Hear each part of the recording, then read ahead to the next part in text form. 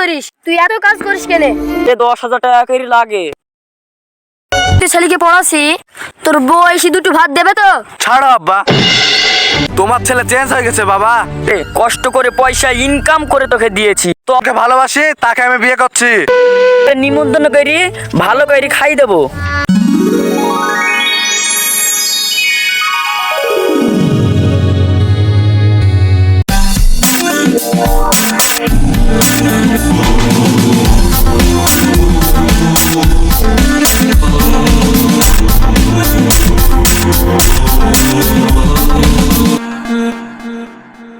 ভাই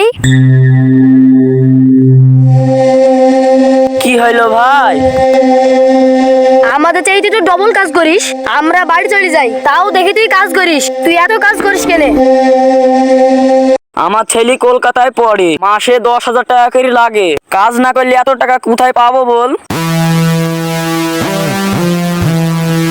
এত কষ্ট করে তুই ছেলেকে পড়াছি, তোর ছেলে যখন পড়ে চাকরি পাবে, তোর বউ এসে দুটো ভাত দেবে তো? আমার ছেলে খুব ভালো ছেলে, সোনার টুকরো, ওরকম কাজ করতেই পারে না।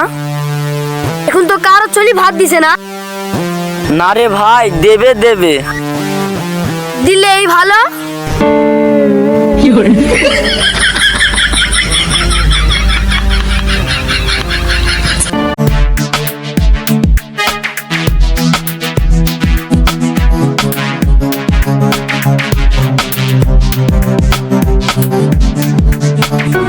বিরু ভাই শোন শোন।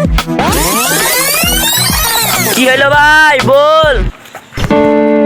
তোর ছেলে বলে চাকরি পাইলো? হ্যাঁ পাইলো তো ভাই। তোর ছেলে বাড়ি কবে আইবে?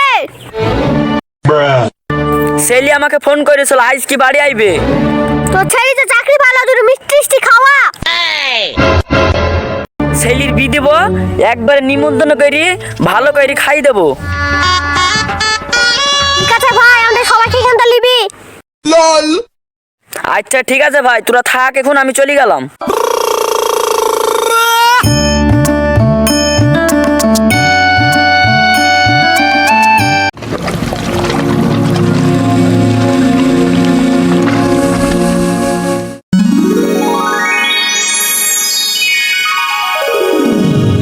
আব্বা,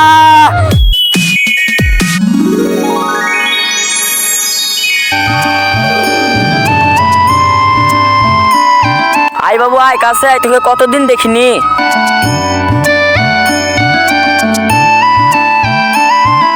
ছাড়ো আব্বা। তোমার এই হাত দিয়ে জামা কাপড় নষ্ট করে দিলে।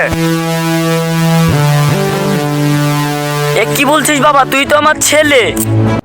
তোমার ছেলে আর আগের মতন নাই, তোমার ছেলে চেঞ্জ হয়ে গেছে বাবা, এখন সরকারি চাকরি করে। বিদেশে আমার কত সম্মান, তোমার মতন গরিব বাবা আমার এখন কত। এই গরিব বাবা একদিন লোকের কাছে কাজ করে কষ্ট করে পয়সা ইনকাম করে তোকে দিয়েছি, তবেই তুমি চাকরি পেয়েছো, মানুষের মতন মানুষ হতে পেরেছো। আজ তুমি এইভাবেই বলছো বাবা?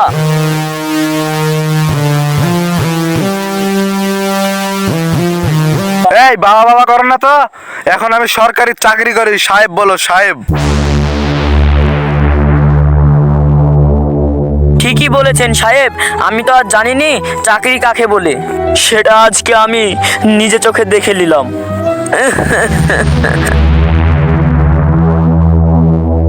তোমার এই লেখামো কাদর নাকে দে, আমার খিদে লেগেছে, খাবারের ব্যবস্থা করো।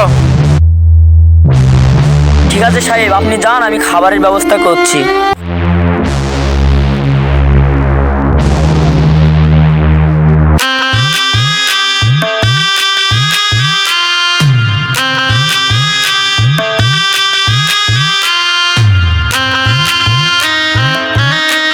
ওই সাহেব আসেন, খাবার হয়ে গেছে, দুটো খাইলেন।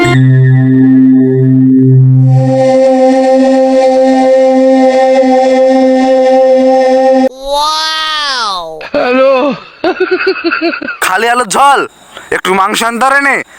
এই আলুর ঝোল দিয়ে তুমি খাও। হ্যাঁ বাবা, আর একটা কথা বলতে মনে নেই, আমি একজনকে ভালোবাসি, তাকে আমি বিয়ে করছি।